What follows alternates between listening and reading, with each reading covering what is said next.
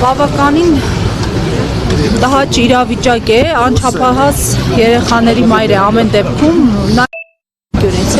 Ոչ միայն այդ տեսանկյունից, որ ասում քրեական արդարադատությունը իջեցնել զավեշտի, ավելի զավեշտի մակարդակի, դժվար է պատկերացնել իմ ունեցած տեղեկություններով,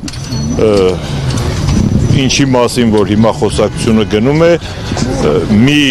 գործարանատիրոջ և ենթադրաբար մեր ընկերոջ մասնակցությամբ մի զրույց է, որտեղ խոսվում է, որ եթե ուժեղ Հայաստանը հաղթի, դուք կունենաք պատվերներ, դուք կունենաք շատ աշխատանք։ Եվ դա դիտվել է որպես ընտրակաշարքի խոստում առանց հաշվի առնելու տվյալ գործարանատիրոջ տնտեսական հզորությունները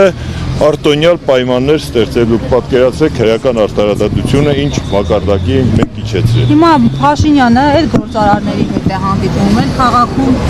ասում է, որ ամեն ինչ լավ է լինելու։ 2018-ից լավ ապագա է խոստանում, աճեր եւ այլն։ Այս համատեքստը Գիտեք, ավելի լավ է հումանիզմ սերմանվի, կերակրող մոր նկատմամբ քրեական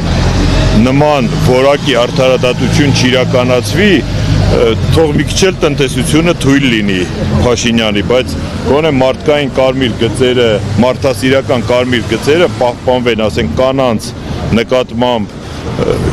երեխա մայր կանանց նկատմամբ, ով կրծքով կերակրում է իր երեխային եւ ժամեր շարունակ հենց հիմա հարցաքննության մեջ պահել ու նման մեղադրանքով կարծում եմ շատ ամոթալի եւ զավեշտալի է։ Պարոն Ասլանյան, հաշվի առնելով, որ նմանատիպ դեպքեր բոլորովին վերջերս եղան, օրինակ մի քանի երեխաների մայր ձերբակալեցին Facebook-յան մեկնաբանության համար ու պահեցին եւ ոչ 2 ժամ։ Ինչ եք ակնկալում։ Անկեղծ ասած, մեր ակնկալիքները հիմնված չեն ոչ տրամաբանության, ոչ իրավագիտակցության, ոչ պետական մտածողության վրա, ուստի ակնկալիքները միայն Աստծուց են կախված, թե պահին ում կամքը ինչպես կաշխատի։